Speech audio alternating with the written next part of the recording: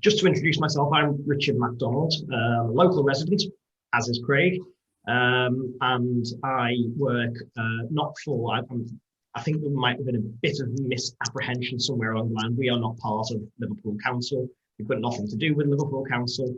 We are just two private residents. I work as a conservation and design planner for another local authority, and this is Craig Forward. Yeah, I'm primarily involved with sort of like interiors with design, but I have background knowledge in construction, so that's where the general sort of information is fed through for the design ideas, really.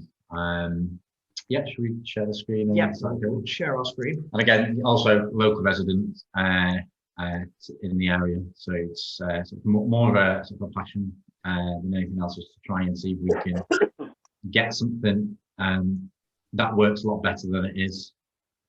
We can talk through the report. We can go through and have a look at different like ideas that have come through, and the ideas that are in the report are, as Rob mentioned, that they have been done in the city before.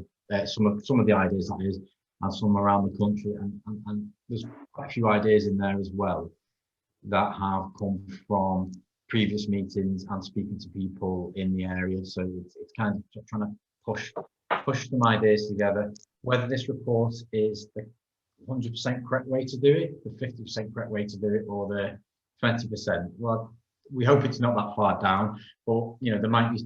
This is just an idea to get things like a catalyst to try and get something done. Anyway. Yeah, I think that's a key point about this document, is that these proposals are from two private residents, and we want to just try and kick off that spark of change within the area. And we've done it by seeing what the high street looks like now and what it could potentially look like in a possible future. So we've called it the Wavertree Way, time to relive our high street. I'm sure that most of you, can you all see the screen changing? Yep. That's fine. We love Wavertree, and we think that it's a fantastic place to live and work, and to enjoy. And we know it's a place with a great history behind it. It's a community. We are a community, and it's a very communal place. You just have to see the societies like the Wavertree Society to realise that, and the numerous social media groups that are around for Wavertree, things like Love Wavertree, which I'm sure you're aware of. It's a place with great potential. However, we feel that over certainly the last 2 decades, if not 30 years or so, that potential has not been reached. The raw assets that we've got have not been used to their best advantage.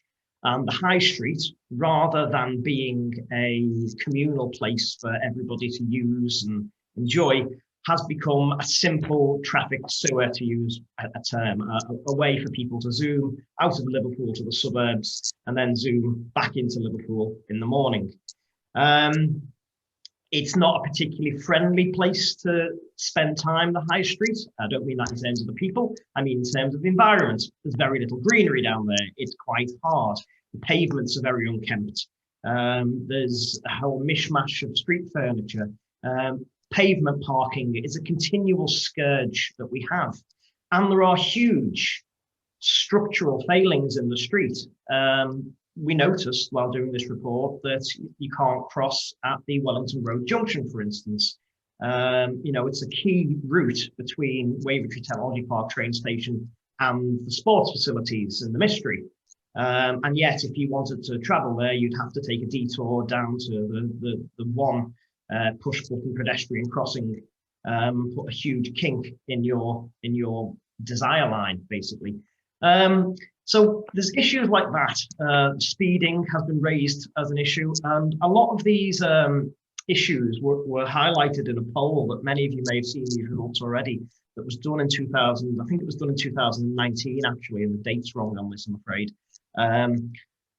which how people can improve the high street. So this was done through Love Wavertree, and it was this poll was in some ways the start of where Craig and I started looking at at how we could make these changes.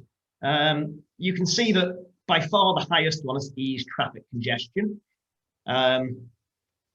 That's a bit of an impossible ask because, believe it or not, the thing that makes traffic congestion is traffic.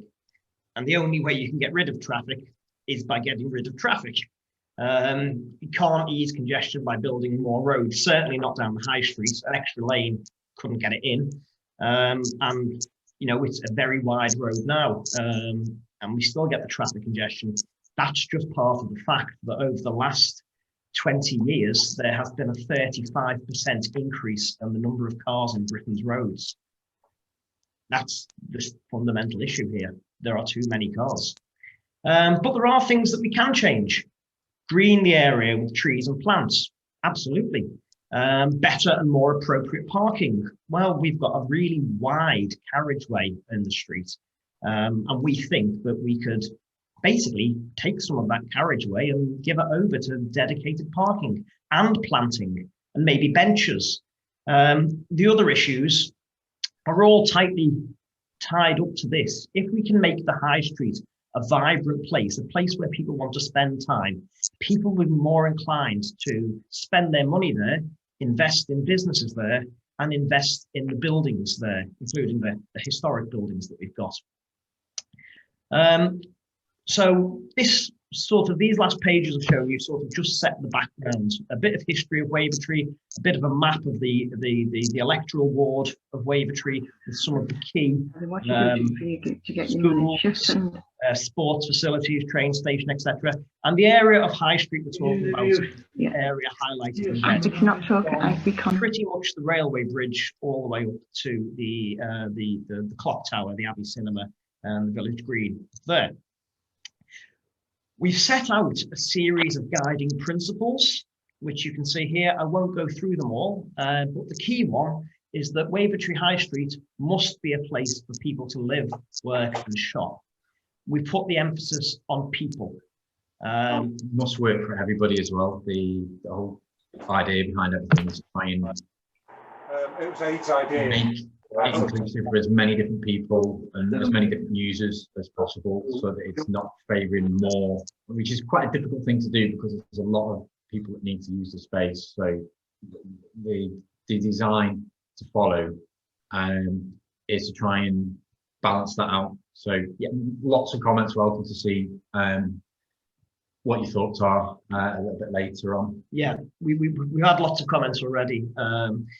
If you approach this from the angle of one particular type of user of the high street, so say a cyclist or a pedestrian or a car driver, and you just think of that one person, you're not going to like everything that's in here, because we've tried to create a balanced approach which manages to give everybody a good chance of using the street without going into the expense of others. However, we do recognise that some people are more vulnerable and some people are more able or less able than others, and they need to be respected. We can't prejudice against them. And as Rob said at the start, and Craig has reinforced, all the proposals that we've got in here are based on things that have already been done. We're not proposing anything new or radical. These ideas are already in place in this country, in this city, even in some cases. We're just taking the best from other places and seeing it can be applied to Wavertree. We're not trying to reinvent anything as such. And so that the end of every section in the report, if you've got a copy of the report, it finishes on where it's been done before. So it's to try and say, well, it's worked there, you know, how much has it worked there, and we can find out whether we can do it better and build on what's been done before. Yeah, and we spent quite a bit of time, Craig and I, looking at what's already out there in terms of guidance, and I won't go into all these details, but there is a lot of stuff out there available online free of charge. Latest guidance for streets in urban areas. There's lots of policies, national policies, local policies. You will notice that we have in here the Revitalising Wavertree, the Lost Village in the Heart of Liverpool report, which I believe the Wavertree Society commissioned in 2005. That has been a key report that we've used in thinking about this high street. So we've tried to, very important. We tried to draw on all of these and create something with a solid foundation underneath it, really, rather than just pie in the sky ideas.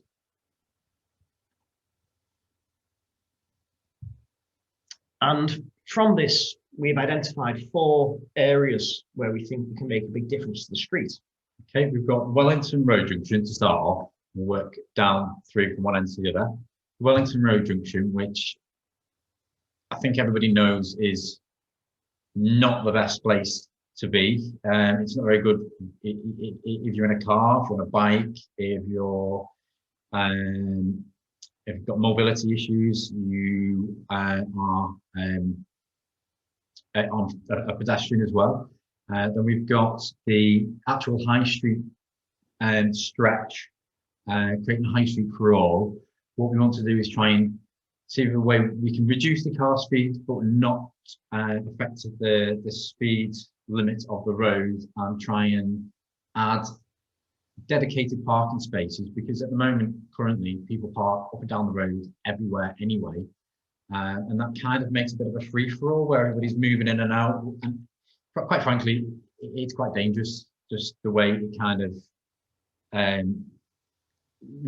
last Wednesday, when we were in the Wavertree meeting, there was one resident that complained about being almost hit by a bus because she went to go across the car crossing and there was a car flying around. All things like that we're trying to reduce in the proposals. And so that leads on to the next one, which is the pedestrian safety. And one of the main things in the actual design is introducing what we call a clearway. These exist. It's a continuous footway to allow pedestrian traffic to navigate an area. So if there's people with mobility issues or there's people with small children and they've got prams and things like that, it's allowing the curves to go through. So we'll cover that a little bit in a minute. And then the very last thing, again, these are just ideas, and this was let's see if this can be done in the report. So it's Awakening the Heart of the Village, because I'm going to mention a little bit about that. So this is of the 4. This is the one that's probably the most radical and the most interesting in some ways. Is that, you know, we speak about Wavertree as a village, and it's the logo of pretty much Wavertree as the depicted clock in the middle of the roundabout there, and the bus shelter behind, and the old tram shelter and substation. But the problem is, I say problem, but one of the issues is that very few people have ever had a chance to get to that island and sit there. And we realised by looking at this and looking at the history of the area that junction was entirely designed in the late 19th, early 20th century around the trams, basically. That's why you've got huge, wide, sweeping curves to allow a tram terminus to be there. And it hasn't really changed in all those years. The trams are long gone, but now that is quite isolated. And we think that's a shame, because we think that with a few changes, we could actually bring that area back into active use. We can introduce more, maybe a new use to the old tram shelter, toilet block. You know, at the moment, it's sitting there, a redundant building, really. It looks quite pretty up close. It's got lovely design to it, very typical for its period, but it's useless because it's isolated. And we want to reawaken that village heart and have a place for people to gather and perhaps enjoy the village a bit more. I think I've seen actually an old, I think it may be a Wavertree Society picture, an old black and white image where there's people actually sat around there, and it just sort of stuck in my memory. I'm sure that's one that's from the Wavertree Society. Yeah. Okay, we'll move on to the first section there. So we've got the Picton Road junction. So this is a very difficult junction to sort of get the perfect solution for, because of volumes of traffic. One major thing which really we feel does need addressing and has come up in surveys before and petitions before are the fact that there's no pedestrian crossing. So you're basically taking your life into your own hands crossing the road. So the idea is here is, can this be done? We've put a 6-way crossing in, so we've got a diagonal to meet sort of the traffic flow of where people will cross, so you can cross rather than crossing twice and activating 2 crossing. One idea as well is, could there be a single phase where just all the cars stop, everyone can cross, and then it carries on. Now, we understand that we're not highway engineers, so something like this would have to be looked at in detail to see how timing sequences could be done so that it doesn't necessarily affect the flow of the traffic, or if it can improve the traffic. What you also may notice here is that, you might not see, but I'll just see further down, no, maybe later on, but I'll just explain anyway. The bus stops that are quite close to the junctions have been moved away a little bit. So that's to stop cars turning around, slowing down. So the cars coming around the corner and then literally hit, like not hitting a bus, but like coming close up to a bus, which is, you know, it's causing blind spots. It's slowing the space, the traffic down. So some of the 2 bus stops, one on Rathbone Road and the one on the very start of Picton Road, are being moved back, which we might see a picture of that a little bit later on. Right. Yeah.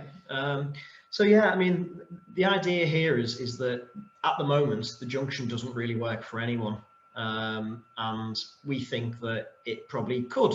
It is dangerous. It's not fit for purpose, really. I mean, it's very good if you want to drive through it, but for anybody else, it's virtually impossible to cross and highly dangerous. And I'm very surprised there have not been more accidents there. I know that this has been raised many times, and I know that some of the feedback previously, which has been given to the people who've complained from our wonderful city council highways, is that in order to facilitate a crossing there, they would need to demolish a building. I'm afraid that shows an absolute lack of imagination, and I don't think I don't think anyone's given any actual thought to that, because that is just a ridiculous idea, that the only way you could accommodate any sort of crossing in this area is to purchase and demolish an entire building. Really? I think the problem is a lack of giving weight to the pedestrian elements. And this is actually quite interesting at the moment, because this wasn't on the cards when we started writing this report, but I'm sure some of you may be aware of the upcoming changes to the highway code, which are placing pedestrians and vulnerable road users at the very top of the priority chain, followed by buses and public transport, and then finally cars and HGVs at the very bottom. So that there are incoming changes which prioritize pedestrians. So when the traffic engineer says, no, we can't have that here because it would cause too much delay for cars, national government is now saying, well, pedestrians are traffic too. What about their delay? It's an interesting question. We might get different answers if we ask that question now rather than we did a few years ago. Where it's been done before, well, the X-crossing idea has actually been used in Liverpool. It's been used on Victoria Street, which I'm sure, you know, is quite a busy interchange. Lots of traffic, lots of cars traveling down there, especially at certain times of the day, and especially actually late in the evening when you have lots and lots of taxis traveling in and out of town, bringing revelers and all sorts of people to come and enjoy the nightlife and the evening economy in Liverpool. So it is something that Liverpool Council have done previously. It's not a new idea. And also, just one final point on there is the provision for a marked cycling area, advanced stop position there, so that there's a better sight. The cars are further back So that's just to point out that there, just because Yeah. there's nothing there at the moment, as is, and you know, even doing that that's not quite an expensive thing to do. It's amazing me why something like that's not been done at all. Anyway. Yeah. Okay, so moving over to the actual the high street, there's a couple of different images. So one of the main things that is the narrowing of the carriageways. Now, just thinking to something here that I've just noticed, and it's just a thing that I want to just mention, is Victoria Street. The carriageways here have been narrowed and the pavements have been made wider as part of the scheme. Now that's just something that I just noticed on that picture now that I just thought was worth mentioning. So yeah, the carriageway width there is taken from the Manual for Streets Guide as the required width for a safe width for allowing emergency traffic, emergency vehicles to come through. So although the carriageways have been made narrower, they're still wide enough to allow police cars, ambulances, fire engines down. But all that's been done is there's been a central textured piece down the middle that you can drive on if you want. It's not a comfortable thing to drive on, so you can get round it to overtake, which I try to really probably. Well, yeah, okay. It's I was going to say not very well demonstrated, but it's actually okay. The car overtaking the cyclist. So, and then again, you can see that there's some greenery trying to bring some kind of a place where you want to go and spend and invest time. What was that what you mentioned about stoppage time? There's an important comment that you've made about linger time. Linger time. Yeah. I mean, high streets are places where you should be able to linger, where you can spend time, sit down, enjoy. You know, you wouldn't have to rush through. And I'm not sure many people want to linger on the high street at the moment. So yeah, so what we've got there is this image here is the side of the town hall. Apologies that we've not marked out all of the buildings all the way down, but the computer will only allow so much before it starts to want to switch off. So as you can see here, we've put greenery here and then allowed for parking spaces and benches and more greenery and parking, just to make a nice, pleasant environment, somewhere where a business would want to invest, where somebody would want to spend time, where you'd want to sit down. There's many things that we're trying to address with the inadvertently putting benches there will do. I mean, A, we feel it would look nice in the trees. B, it's gonna help people have rest stops down the road if they need to rest. That's quite crucial. The other thing is where the street furniture has been placed, it's to try and stop curb parking, which is also the idea of narrowing the carriageways. Makes it very difficult for somebody to pull over and park where they're not supposed to because they're in the way. The parking bays are just drawn up as parking bays, but it's up to sort of a bit more planning to decide on whether they need to be loading bays, time restraints and things like that. We've not really gone into that at that stage, but that's something to look at. And we just go back up to the one of the major important things here is the 2 metre pedestrian clearway. So basically it's a 2 metre shared space that runs down the high street, hopefully on both sides if it can be done, where there's nothing allowed to be put. You can't put a bin, you can't put a lamppost, you can't put a signpost. The idea for that is to help visually impaired people navigate down the road, people with prams. Controversially, we don't know. We know there's the scooters in Liverpool at the moment. You know, they're going to use the road. Ideally, they will use the road, but people do use the pavement. But that's a different topic, but still needs to be discussed because that's a new thing since starting to design this. I mean, the key point about that is that by taking away a lane, we're actually introducing dedicated on-street parking and better pedestrian facilities. By losing one lane, we can actually improve the lot of two different various users, and maybe more, in fact, given the different types of pedestrian user, wheelchair, pushchair, etc., that could use the clearway. It's about, again, reducing that car dominance, and that's the key thing. We're not trying to stop cars. People need to use cars. We're well aware of that. It's about reducing their absolute dominance of the street and making it more usable for as many people as possible. I would just like to mention there, because the pavement is wider, beyond the 2-metre pedestrian clearway, we're hoping that there's then space for some of the businesses to maybe put signposts outside, or maybe put a little A-board outside to say who they are. Table and chair, little cafe with a little seat outside, or just something just to make it a little bit more interesting, and people to sit down, and people strolling down the road and say hello. It's Wavertree, it really is one of those places where I find it very difficult to walk around without saying hello to people, and it's we just try and encapsulate that. You'll also notice that we've focused most of these changes on that side of the street, which is the sunny side, which is where you can get your tables and chairs if you want to sit outside. Just to mention as well, the crossings here, the two different crossings. We haven't removed any of the crossings that are already there. We've kept them. They're the formal signalised crossings, the push button crossings. But we've also introduced the informal crossings, which are not signalised.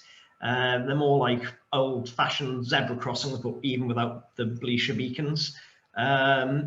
This has been used elsewhere in the country.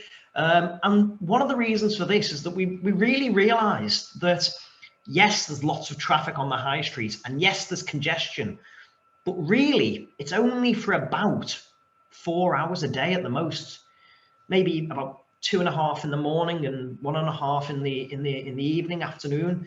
So for most of the time, the high street is actually not that busy, and you can pretty much walk across it, certainly of an evening, from one side to the other without having to worry about traffic too much. An able-bodied person, I mean, obviously. One thing to mention, sorry to interrupt, Richard, is just that the width of the road carriageway, with it not being the gigantic sort of 3-lane, even the lane width per lane at the moment, as they are absolutely enormous anyway. So with the narrower crossings, the narrower carriageway, it will hopefully encourage more people and make it easier for more people to cross, because you've not got as far to go. So it's not going to feel as much of a dangerous thing to do to cross and cross over the road. There's someone just in the waiting room. Okay. And again, that idea of introducing these things, narrowing carriageways, it's to nudge driver behaviour, to make them think that when they come around the roundabout heading towards Wellington Road, that no longer can they just scream around the clock and put the foot down and travel all the way down there at 30 miles or 40 miles or sometimes 50 probably miles an hour. As soon as they get to that point, they think, hang on, we're on a high street where there may be other users. There could be pedestrians, there could be vulnerable road users. We will adjust our speeds accordingly. You all do it if you're a driver. You probably do it subconsciously. You realise that the area around you influences how you drive. If you're on a motorway or an area with big barriers either side of you, you don't have to worry about pedestrians. You think, okay, I'm in a very relatively safe environment here for pedestrians. However, if you were driving through the middle of Liverpool city centre or somewhere, you'd think, hang on, I probably shouldn't be going more than 15, 20 through here just because of the potential dangers of people stepping out. Totally rational, really. And just one image there, there's a HGV vehicle there. So the carriageways are within limits to allow HGV vehicles to drive along. So it's not, although it's not an A road into the city centre. We've got Smithdown Road to one side and we've got Edge Lane to the other side. Now and again, HGVs will have to use the high street. Say, for example, if one of the other roads closes or anything, that route is required to be used by larger traffic. And we realised a few months ago, you might remember this, it was the first quarter of this year, there was some gas maintenance works going on the top of the high street, sort of outside the, well, between sort of the Cock and Bottle Town Hall all the way up to the Picton Clock. And we got in touch, and they shut a lane down, shut an entire lane down with traffic cones, and they reduced the speed to 20 in certain areas. So we spoke to the Balfour Beatty, who were the contractors, and said, could you give us a copy of your plan, your road closure plan? This is what they provided to us. And we spoke to quite a few people at the time, and of course this is all anecdotal evidence, but nobody seemed to argue it made massive differences to the traffic on the high street. It wasn't absolutely snarled. So this gave us a little bit of hope that potentially something could be done. Come down to where it's been done before. Well, there's two main ones really. One is, well, both in the northwest, believe it or not. Three, sorry. One in Liverpool, which is Hope Street, the area outside Philharmonic, yeah, where they've introduced this. Again, very informal. So there is a formal crossing there, but a lot of it is informal, as you can see.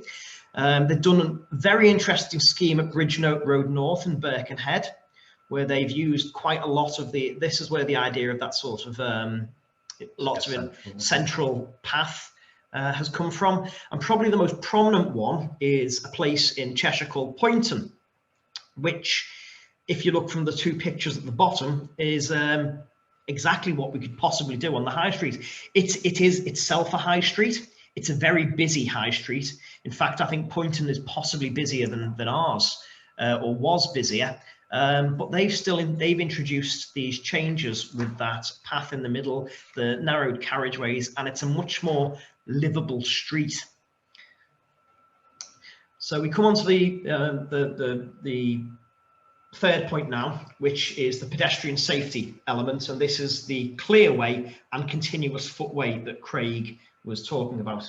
So what we've done here, you can see the clearway, and you can see the trees and things on the side there. So the one thing you might notice, or you might not notice because it's quite hard to see on the image there, is the corners of the actual road where they join onto the side streets have been narrowed.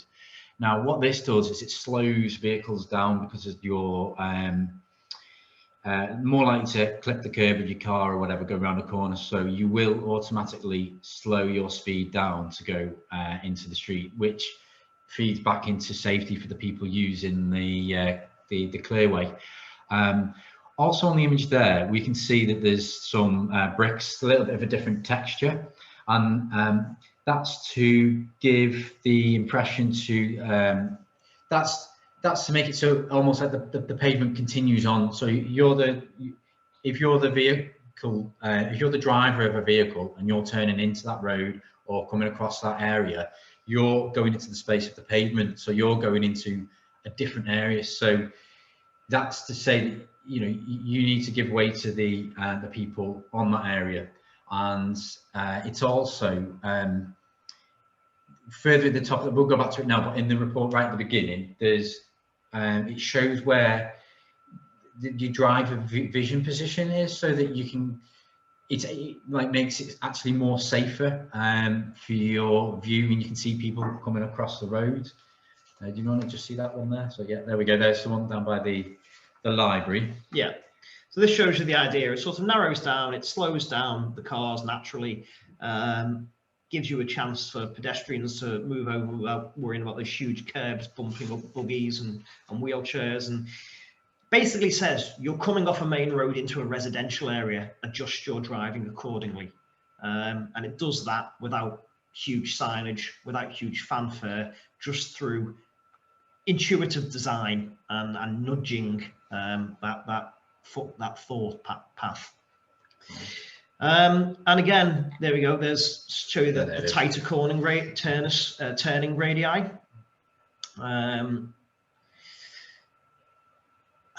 And where it's been done before, so we've proposed that on all of the side streets, as you can see.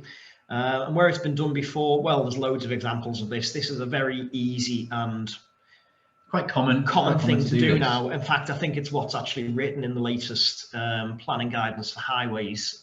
Is what should become the standard in future? Is this raised footway across side roads?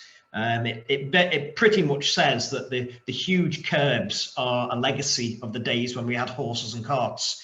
And one of the reasons was to stop all that muck that came from the back of a horse splashing up onto the pavement. And, you know, it had good gullies and gutters to drive it away. Well, we don't have horses anymore. So why are we still designing roads for them? If you are interested in this type of sort of design, a lot of it has come. It's very Dutch led, so that they seem to set the ways of making this thing work. So they're light years ahead of us in doing this. So, and now it's slowly feeding over to this country. And there's various different ways it can be done. Like there's the image there of Glasgow. It's done one particular way there. We've got Camden there. That's a different design there with a little giveaway sign behind it. And then right in the middle there, we've got did you take that picture? Did you? Yeah. I think Richard took this picture. It's Park Road Clearway over in Birkenhead, which is a really good example of a clearway where it shows you the bins and signages to one side. And you know, you could easily get a double buggy down there without having to worry about navigating street furniture. The final section, and the one that we sort of mentioned earlier, is the Awakening the Village Heart. And this is probably the most controversial, perhaps, but also in some ways the most fun, we think, because, you know, there is a lot of scope here. I'll let Craig take over here. Yeah, well, originally I started working on a bit of a design towards the end of the High Street, and then Richard mentioned about the Poynton scheme. So as the design is developed, he'd mentioned, oh, could it be done there? So I thought, well, let's have a look, see if it can be done, whether it's the right thing to do here or whether it's not. It was an idea and an exercise to see whether a change in thought could make this area a more inviting place. The art of the possible. The art of the possible, to see, you know, and again, it was a part of the report. If we ask for something down here, we'll probably get here. It may be if we ask for something up here, we'll get something round about here. So yeah, it is an idea of what can do. The actual design of the actual road and the pavements and things like that, that's just something that's been sketched on, and that's nothing that's set in stone or anything like that at all. But did you want to mention? Yeah. So I mean, there's some key things here. I mentioned it earlier, the fact that we've got these two beautiful buildings, this little collection of buildings in the centre, which nobody can get to. There's no safe way to cross there or get to it. The carriageway is too wide, and cars, like I said, scream around this because it's very easy that if you imagine you're coming along Church Road here, you get to this point, if you can see that there's no clear traffic coming through there, you do not have to take your foot off the accelerator. You don't have to press the brake. You can just glide straight down the high street.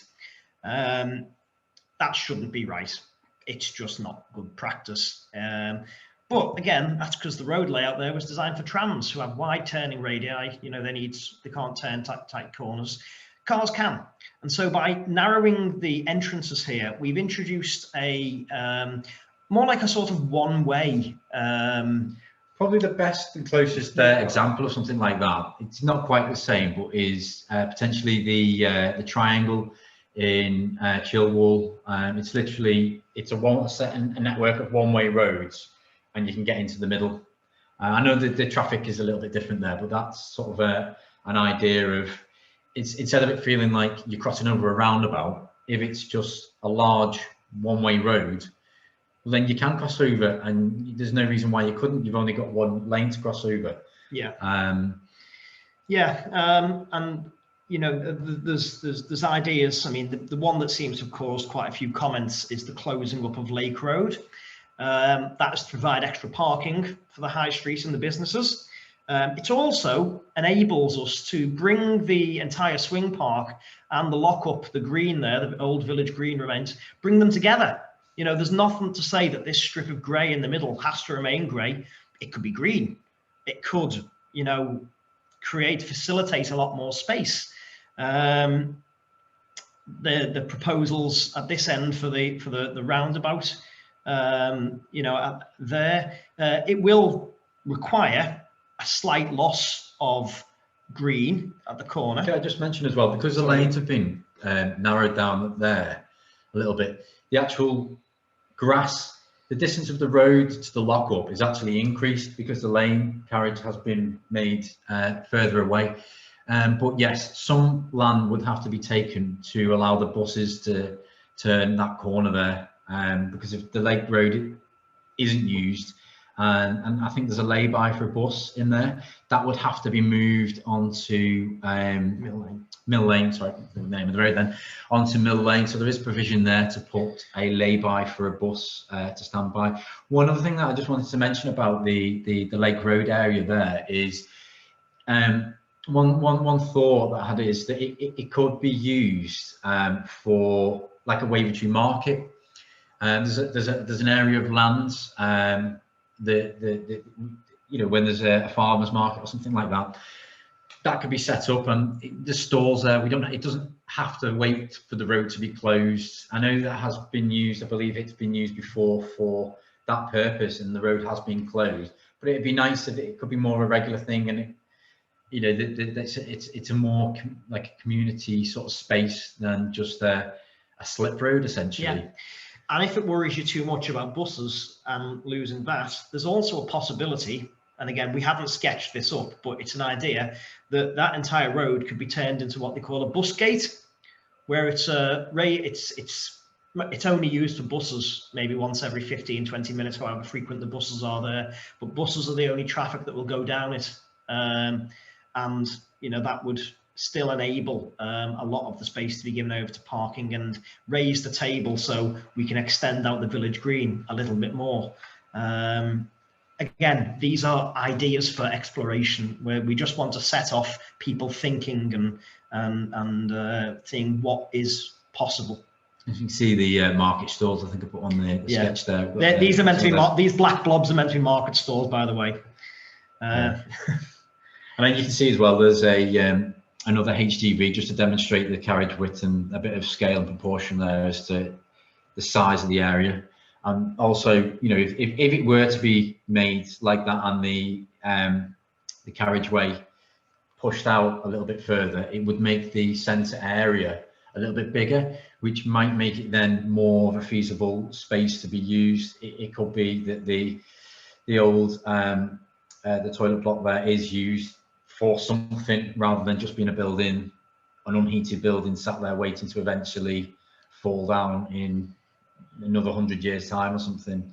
Who knows? Yeah. And the key thing about any historic building and historic area like Wavertree and like the buildings we've got is the best way to preserve them is to use them. And one of the things that I think a lot of people realised is that, as I said at the start of this, our high street isn't being used in the way it should be. It's been abused, maybe by lots of people, maybe ignored for a while, but there's still a lot of potential there, and we've got a great community here, and we've got people who deserve to live in a place that is given the best choices possible. This is just the examples of the double roundabout scheme that we've spotted. Not ideal, like we say, but it has been done elsewhere. Quite hard to find the images for that, really, to be honest. Because it's so bespoke, it's very difficult to find precedents for it. Other than the one that we've used, and again before, which is the Poynton idea there, which, you know, if you look on or visit there, it's not too far away, and see for yourself how it works there. So in conclusion, we're at a crossroads, literally and figuratively and metaphorically, I suppose. We are at a point now where Wavertree is, you know, we've got a lot of spirit here, but we don't seem to have much support from our own city council, which we know is going through a lot of changes and a lot of disruption at the moment. And we think that the time is right for us to turn around and say, come on, what about Wavertree? Think about us, what can we do? And one of the ways that we can do that is by having something like this document, which, as Craig said at the start, we might not get 100% of it. We might not want 100% of it. We might not get 50%. We might not even get 10% of the stuff in here. But if we've got something, we can take it to our politicians and our elected members and our road traffic officers and our planning officers and our urban design officers, and we can say, this is what we've done. What do you think? Can this be done? It will spark off the ideas that, you know, we've helped enable something.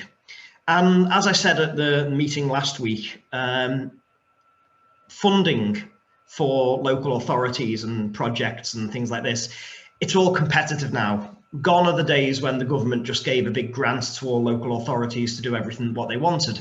Nowadays, virtually every pot of money that gets that local councils get has to be gone in for through a competitive bid process with every other local authority in the country.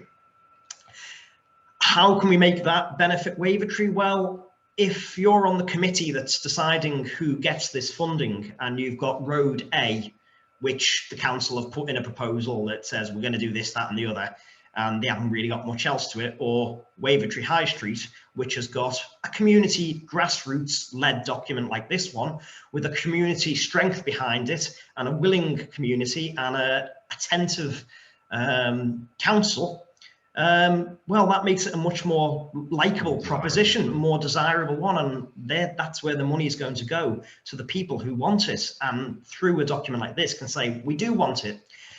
Like we said, these are not set in stone plans, these are not the future, but they are a future, a possible future, and the idea is that we can spark off that talk about where do we go from here. This is one way, but hopefully it will kick off the ideas and we'll find our own Wavertree Way eventually. Very good. Thank you very much, Thank everybody, for listening. Well, I'm sure if you if we were unmuted, I think you'd find a lot of applause for the amazing amount of work that you and Richard have put in to produce this document. And think of the ideas that have been put forward. And certainly on behalf of the society, I'd like to thank you because it's stirring ideas, and it's stirring, even if it is not everybody's going to agree, and we've all got our own ideas, but the idea that you've actually come up and done an amazing amount of work. And I'd like to point out to everybody, this isn't just sort of, we'll draw a road on a map, and we'll do it. I know that Craig has worked this out actually to almost to the millimeter, never mind to the meter. All those widths have been worked out exactly, so that when officials would come back and say, oh, you can't do that, it's too narrow, it's too wide, or whatever, we you know, Craig can come back and show that these have been designed. So it hasn't just been Tipexed in, it's been properly thought out and properly designed, and it's now up to us to gather thoughts and put them out to ourselves. A question to Craig and Richard: did you get the 2-3 comments from our members that Mike sent to you? Yes, I know one of them was from our esteemed member Ron Martin, and you touched on it, and I noticed that Ron was saying that oh, you don't realize, you know, the High Street and Picton Road is in fact it's not a main artery, it's a B road. Things I actually think what you've done is exactly that. You've regarded it as a B road, Yeah. and I think that is the point. Picton Road actually is the most direct road into the city centre. I was thinking about the other night.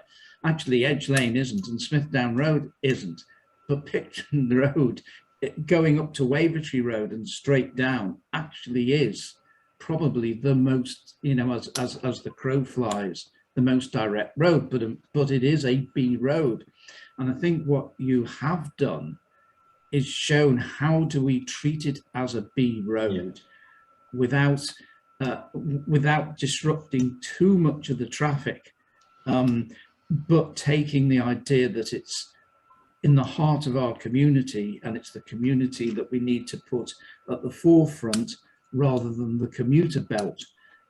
And speaking as a car driver, I will suffer a bit more, but hopefully if it ever came into fruition, I could see it as an actually good for the for our village and for our community. I won't use the village, but our community.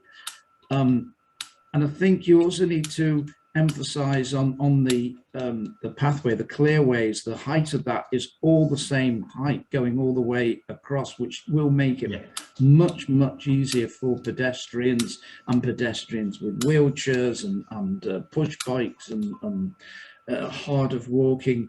It will make it much easier for if this ever came. We have got Mike. Well, thanks very much, Rob. You mentioned the submissions which we've had in from members so far, which I've passed on to Craig and Richard. Can I just sort of extract 3 specific questions from those submissions and see if we can agree some answers all the way forward? The first point that was made by our members was that they said most of the congestion, the problems on the high street is caused by right turning traffic at the Rathbone Road junction. Now, I don't know what the evidence for that is. Have there been any traffic surveys done that would allow us to diagnose, the cause of the problem? And they also said, one of them suggested that right turns should be banned from the High Street and Picton Road into Rathbone Road.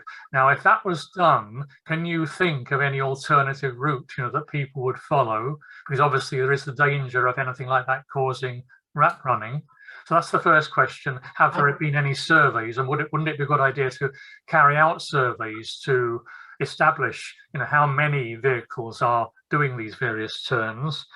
The second point was about undue delays potentially to buses, particularly the 79, very frequent service carrying large numbers of people in from Netherley, Belvale, Chilwell and so on into the city centre. The fear expressed was that narrowing the high street to one lane will cause problems. Now, I think your drawings indicate that there will still be bus lay-by facilities at the end of Prince Alfred Road and outside the library.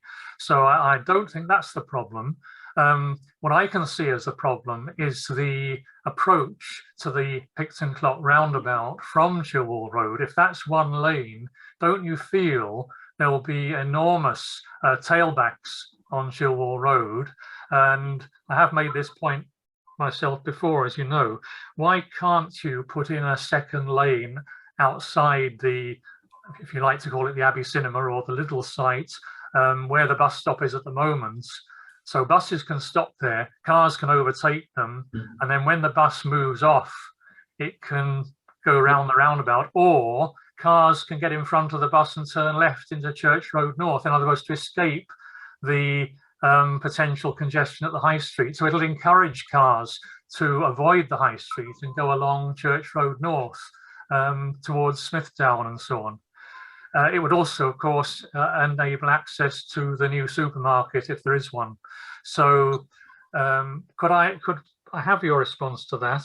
And then the third, I think I said I was going to ask 3 questions. Yeah. The third one is, someone has suggested that there is technology available to give buses priority at traffic lights. So again, is that something that you would think could be looked into?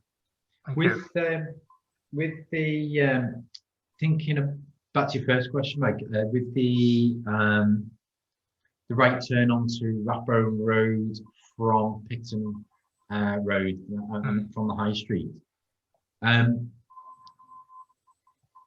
We're not aware of there probably are traffic surveys done of that, and that would be really useful to have as a sort of, as at the moment, without having the traffic survey, taking a little bit of local area knowledge on board geographically, and like a feeling for seeing cars turn in there. There are other alternative roads that cars can take. Say, for example, if you're coming from, say, for example, if you're coming from Lance Lane, or you're coming from Chilwell, if you want to cross that way, there's always the Mill Lane option, which may be like a way that might be more attractive anyway than going up Rathbone Road. So I'm just wondering myself whether the traffic that is turning right at the end of at the traffic light junction there, is that not local traffic from people from the high street? Because potentially the traffic further back would have turned right already to go onto Edge Lane further up.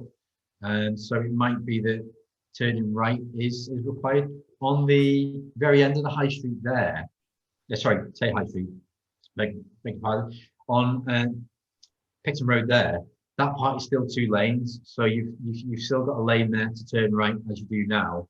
And then the left-hand lane is you straight ahead and turn left. Now the design has reduced it down to where the old bus lane used to finish, somewhere near the library there. That's where the existing prior to that bus lane not being a bus lane, that's where the lanes were split into 2. So that's how it's been copied on the design from that little bus lay-by just outside the library there. So there's still ability. I think the only possible thing with turning right is maybe a phase on the light, so that you might maybe have a right in, like a right, like a cross one from coming down from coming out of town along Picton Road and then going down Wellington Road. There might be a phase to do that, but yeah, it's a possibility. One tricky one is turning right from Wellington Road onto the high street, because it's so narrow. So that kind of makes it so that you've got cars going that way, stop, then cars going that way. So whether, would it be more advantageous to stop cars turning onto the high street, and how would that turning onto the high street from Wellington Road, and how would that affect traffic? I think it's safe to say it needs more thought, and perhaps a bigger evidence base. As Craig said, and Mike, you suggested, we haven't seen any traffic surveys, if they exist. We certainly haven't got the resources to pay for a traffic survey, and I don't quite fancy standing at the junction for hours on end counting cars. But yeah, and then again, the same with the dual lanes at the triangle. I think we have kept the bus stop there, the bus lay-by there. Actually, if you look at the plans closely, the bus lay-by does still remain, but again, that's a possibility that could be introduced. To address the point about the undue delay on buses, well, it would be just as much delay for any other form of traffic, to be honest. And the fact that the lanes, and this has happened in Poynton, and it was one of the biggest issues they had in Poynton, was people complaining that there weren't enough bus laybys. So when the bus stopped at a bus stop, it would take a minute or so, maybe a bit longer, for people to get on and off. What would happen to the traffic? And the designers very bravely turned around and said they'll have to wait. Unless the other lane's clear for them to overtake, they'll have to wait. Which, if that isn't giving buses priority, I don't know what is. Because when that bus sets off, it'll have a big clear space in front of it where all the traffic's driven along before. I'm going to get a bit strategic here and talk a bit wider. One of the biggest statistics that's come out recently is that over 80% of car journeys in the UK are less than 2 miles, which is, for most able-bodied people, absolutely, not a terrific distance. And one of the things that's come out of this is that the reason why people will drive to the corner shop to pick up the paper in the morning rather than walk there is that it's easy. It's if you've got a choice between walking and jumping in your car, people will jump in the car. Human nature will always take the easiest route and the most comfortable route.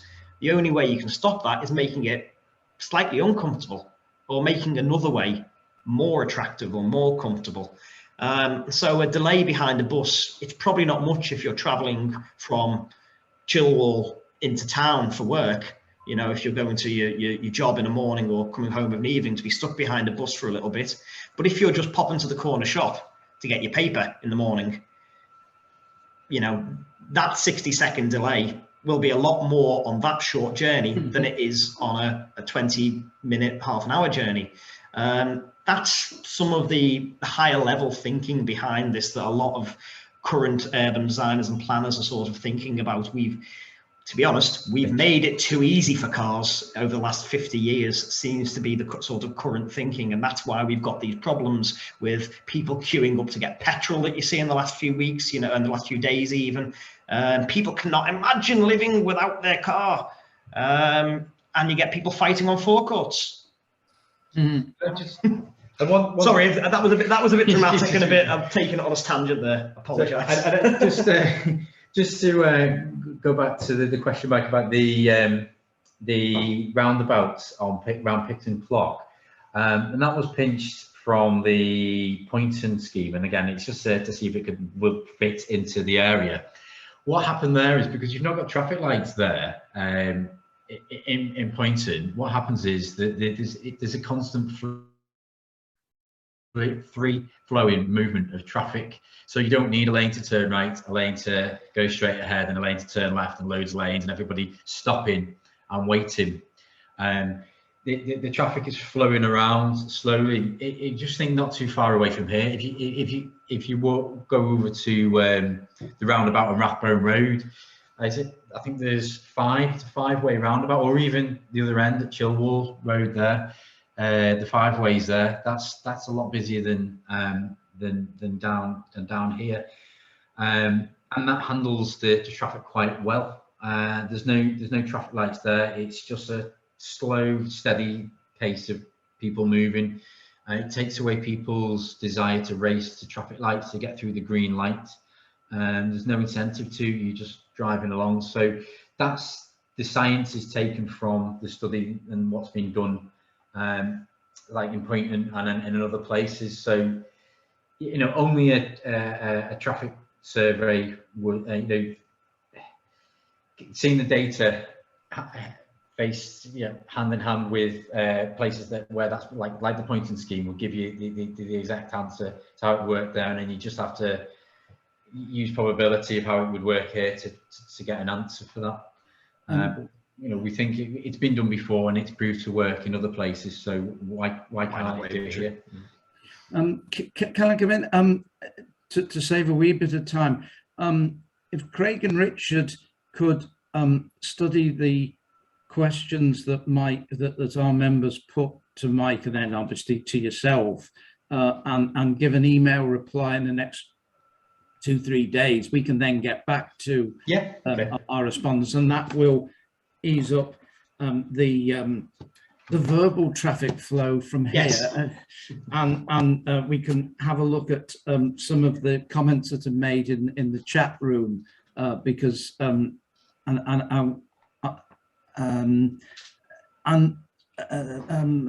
Newton has said, any ideas for toilets availability? Well, of course, my view, if the roundabout at the Picton Clock was made narrower and easier to cross, and those toilets will then be resurrected, you've got some toilets that you wouldn't have to rebuild, you just have to refurbish. The real problem on that roundabout is that there is a substation right in the middle of, people don't realize there's a substation inside, next to the toilet block. And that's why it can't, I mean, I'd love to see that opened up completely and greened, and it would make a fantastic aspect, because you could see right down the high street with just the Picton Clock. But it can't get demolished because of the substation, which is a real, you know, that's a shame. But we actually need the substation. So toilets thing, that's always been the case. And I remember doing an article once called Liverpool Loo, and the actual loss of our loos in Liverpool in the city centre, and it's getting no better. I've got to say, I just cannot see new loos being built down the high street. I just don't think that will happen. And I've got another one from Phil Newton. He has been busy. Yeah, right. Would it be correct to assume the clientele of the Edinburgh, the Coffee House, Doe's Vaults, etc., are locals and walk home? Well, I think most actually are. There's not that many. Certainly in the Edinburgh, there's not many that take the cars there. It is mainly locals, from what I've always. It's almost impossible to park there. Yeah. Absolutely. Would a bike hire point help? Well, yeah, I think they would. Certainly, bikes are meant to be part now of that highway code, and it's, That's a good point, actually. Sorry, can I just interrupt there? Sorry, just that is a really good point, because there's not a city bike lockup anywhere near the high street. I think is the closest one's all the way up by the. There's what? There's one in the Mistrabad Sports Centre. Oh, right, okay. Well, I didn't know that. Maybe a lot of other people don't. It's not obvious. It's not on the main thoroughfare there. So, sorry. One of the things I was thinking is that one of the ideas would be to make motorists aware that they are just part of the go through and the use of the high street. Narrowing the road would automatically make them aware of the surroundings, but and I don't like signage. I just think it's counterproductive, but in some way to make motorists more aware that pedestrians will have that's the highway code, and that's coming in, or should come in, that pedestrians, cyclists, bus, and then motorists, and in that order. How do we make those motorists, including me, more aware that that's going to be the regime? I think once motorists do understand that to a greater extent, it will make it easier and make it more understanding. And that's an open question. I don't know how you do it, but I think that's what needs to be done. I think with a change of street scene, it's an automatic sort of, well, where am I? Slow down, get my bearings back together, where you are.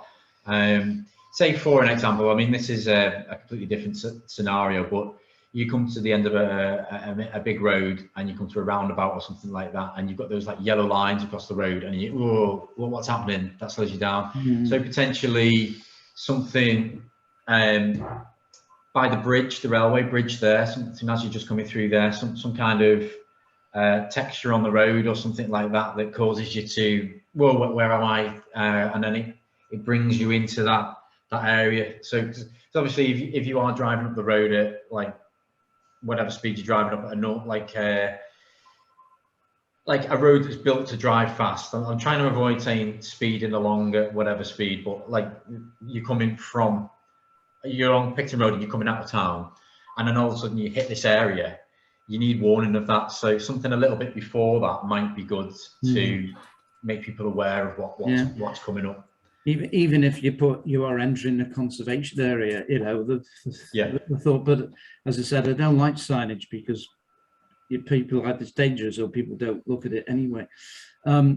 Somebody's mentioned a small point to get some EV chargers, including in the parking areas. You do that. No reason not to. Why not? Yeah, why not? The only thing that I could think of is that some cars take ages to charge up, and they might be there for longer than the thing. But the idea is absolutely right. Yeah, good. It would encourage EV vehicles for us. There's someone. I think about that. There's someone in the lampposts in I think Jamaica Street. Yeah. There's the parking there, and they've got a 2-hour parking limit for business parking. So I don't know how that could be implemented if it were, because obviously you wouldn't want people parking there indefinitely. it'd need potentially some limits on there, but that's what they've got there. They've got lampposts with plug-in chargers, and you're allowed to park there for 2 hours and use the shops and facilities. Right. And there's a question on the tour buses. I'm not too sure what that has got. If the issue, because tour buses include the Harrison home, build and the living memories of local residents be mounted, and that was again from Phil Newton, but I think something's gone wrong in the keyboard, so I don't quite see what the unless Phil would like to, I'll unmute you. Phil, can you just reiterate what you've put in there, because it didn't quite come up clear in your chat room. You can speak. I've unmuted Hello. you. Yes. Hello. Yes. I was. Yes. These keyboards are so small. They're so technically advanced. They're too small for normal fingers. Right. I was thinking of the community with celebrities, not necessarily the Beatles all the time, but I'm thinking of the tour buses. Do they come to George Harrison's house? And if so, could a pedestrianised version from local residents' living memories, or just about now, although he can't be 80, could that be used as a sort of pedestrianised tour? I have seen pedestrianised tours of Wavertree, and I tried to join one once, but I was told I had to go on Twitter to find out where it was, so I was a bit rebuffed. I wanted to join in and listen to the talk in the High Street, but I was thinking about just invigorating a community memory of this area as a focus point. That's really all I'll say there. I was trying to say. Yeah. Yeah, I mean, as Craig said, the space that we gain back from the lanes, you know, we could put a dedicated Beatles bus stop in there, so the Magical Mystery Tour would have somewhere to park, and the pedestrians could get off, and not just the Magical Mystery Tour, other coach tours to walk around to George Harrison's house, which, you know, is part of the standard Liverpool Beatles coach tour. One thing as well, actually, I think I wasn't aware of this, but I think Richard mentioned on the clock tower, there's a poem there that's was used in one of the Beatles songs, I believe. Now, with with better accessibility to that, then it could mean that pedestrians could cross, and you know, the people could stand there, and the talk could be given, and that could be included on it. Just as one thought. Yeah. Right. What I'm going to do now, from the people that I can see, because not everybody is on the video. Phil has done a question. If anybody else has got a point that they'd like raised, would you raise your hand and I will come to you if you've got a question for Craig. Gosh, there's a surprise. Florence wants to ask a question. Right. Yeah, there you go. Florence. It's about my own street. I've found this very, very interesting, and I've made lots of notes. But it occurred to me that my street, which is Orford Street, hasn't come up. Would the changes have any noticeable effect on the street, either for the good or the bad? When I first lived there, because it's been my permanent home, I know I'm living in London at the moment, but it is my permanent home and has been for over 30 years. And when I first lived there were families there who had lived there for years and years. They'd brought up their children there. Some of them were still bringing up their children there. It was very much a family street. And that stopped over the years. It's become choked with cars which are parked in it. It's only a narrow street. The cars parked on both sides constantly. They certainly, by no means all of them, belong to residents of the street. And it's constantly used as a way of avoiding that bit of the high street. It runs, you probably know where it is, runs between Sandown Lane and Chestnut Grove, basically. So it's right behind the main road. Now nobody is going to want to bring up a family there. We've had people who've lived there for a little while and they got married, and after a bit, when they're thinking of starting a family, they've moved on to somewhere that they regard as suitable for a family. Is there what effect, possibly for the good or bad, would the proposals have on a street in that position? Yeah, it's quite difficult to say that, really. Yeah, well, I mean, we haven't focused on Arthur Street. We focused just on the main Picton Road and Wavertree High Street. We both know Wavertree very well. It is, you know, I don't think I've ever walked on the pavement the length of Wavertree Street, because I don't think you can. There's just too many cars parked on it. You just have to take your chances in the middle of the road. To be honest, Florence, I don't think the changes we propose would have much of an impact on Orford Street. I think that's a whole separate set of circumstances there. It may, I mean, you can't say it would increase people parking there, because it's already at capacity as far as I'm aware. I think the residents parking only. I've never learned to drive, but I think it should be residents parking only, or visitors parking. That's a very good idea. I asked somebody, a councillor, once about that, and they said, "Oh, that's just not going to happen." So, well, that's more the council than it is us. Yeah. Right.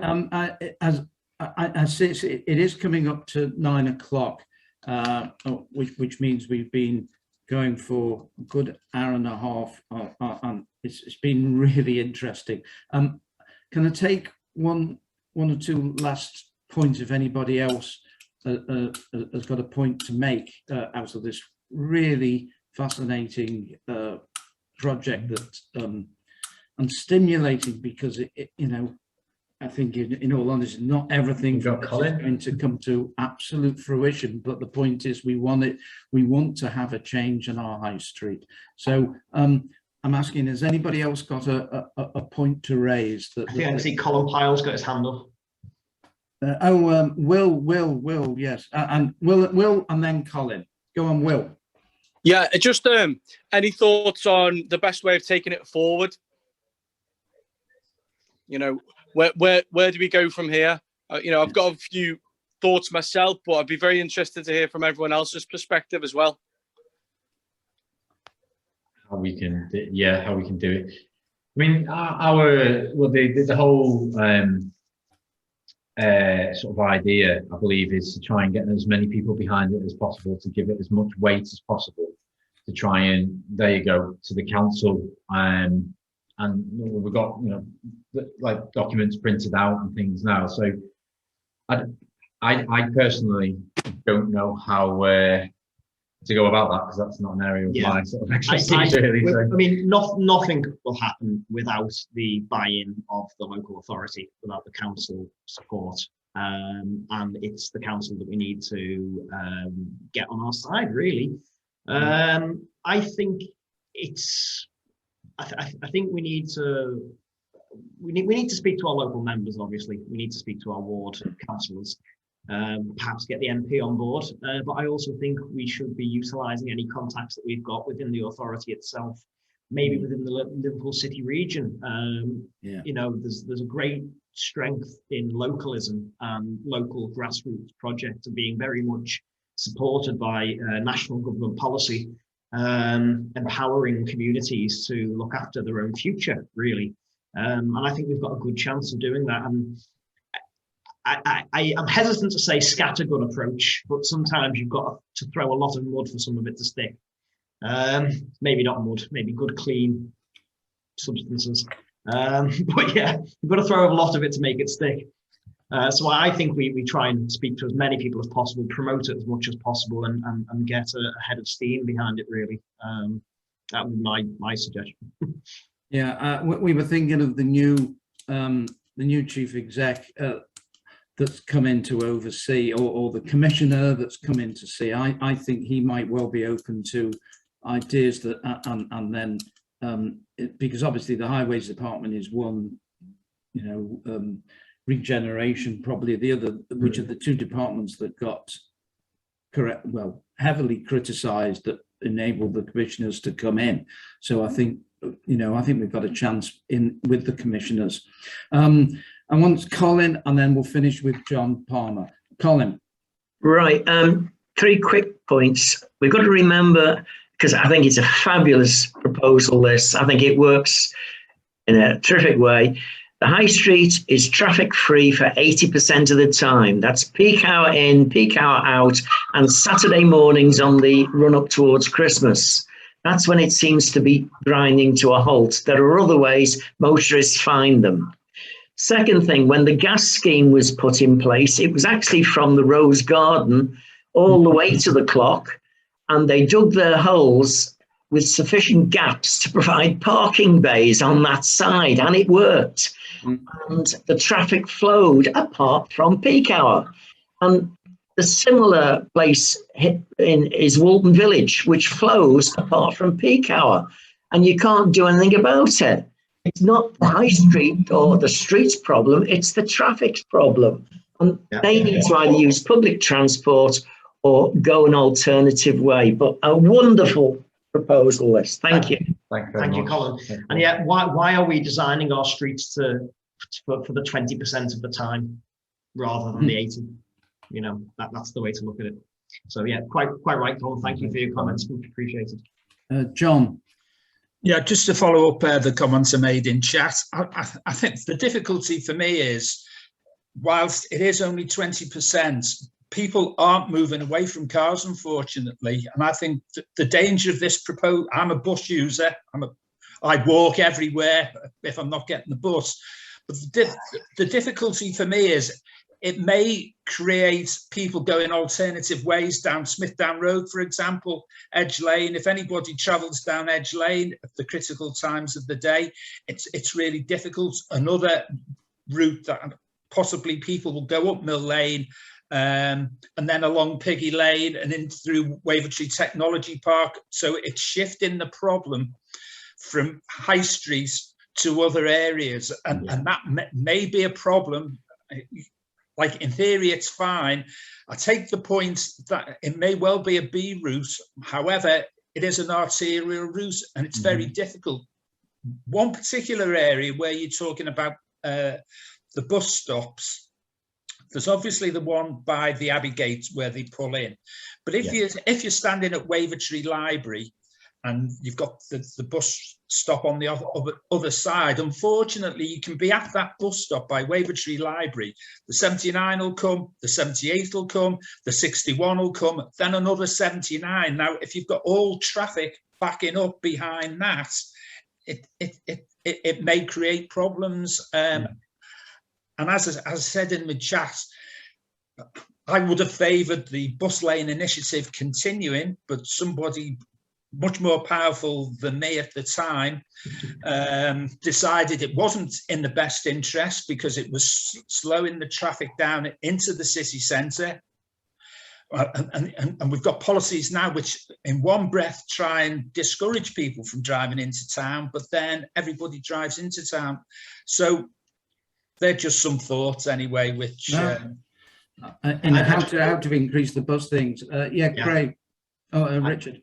I can't do anything but agree with you, John, that traffic is an issue. I'm not sure if you're here at the very start when I've said the statistic that in the last 20 years the amount of cars on the road have increased by 35%.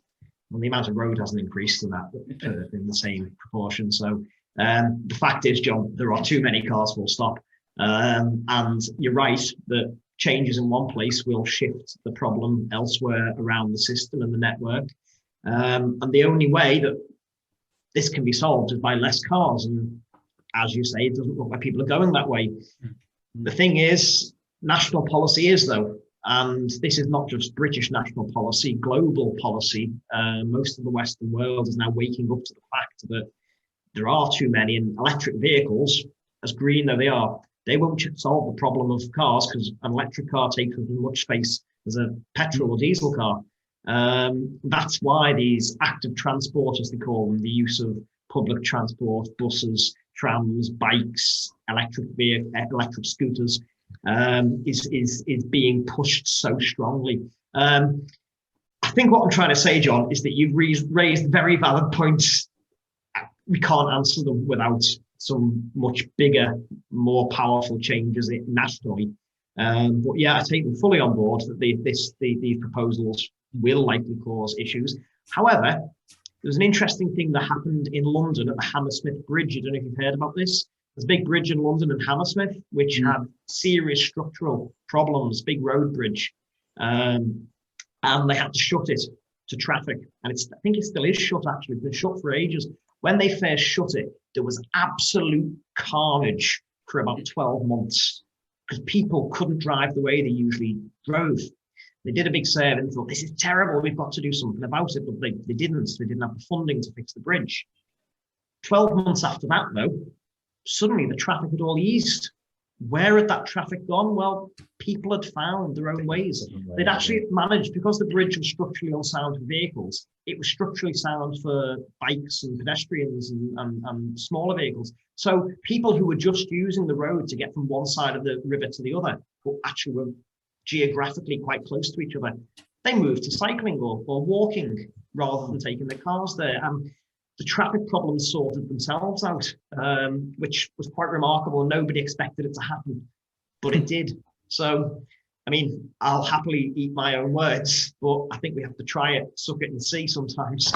One little thing, just to like a design point on the bus stop by the library, not on the lay-by side, but on the other side. That in the design, that has been moved further away from the traffic lights. So two reasons. One is the obvious one, is to get it away from the junction a little bit further, and secondly is to space out the bus stops more evenly, because currently as they are, there's a bus stop just after the traffic lights, and then there's a bus stop just before the traffic lights. So we should try and space it out, and it might be that there's space there to maybe put a lay-by in. There might be some design tweaking to do that. If that's a very important issue, point to be raised, really. And like I say, these designs are, it's like a first draft proposal as such, really, to get people talking about it, really, get engaged with it, and then by no means are these the final solutions. I mean, hopefully they are some way to be in, maybe 80% there. I said earlier, hopefully not 20%, somewhere in between. But yeah, let's invite as many comments as possible and try and, as a community, work together and try and just put something in the laps of the council and just push it so that we get something that's better than what we've got at the moment. What I'm going to suggest, because I'm going to close up next at 9:10. What I'm hoping is that everybody who's on this Zoom meeting is that if you do have your ideas and your issues and your thoughts, email them to our email address, and we will then put that. We will pass them on to Craig and Richard, and we'll try and get in one way. We'll try and get an overall response, and then put it back to the sub. We might even put it on the website, Mike. We can have rather than an individual reply, but put the points that are made and then the points back again.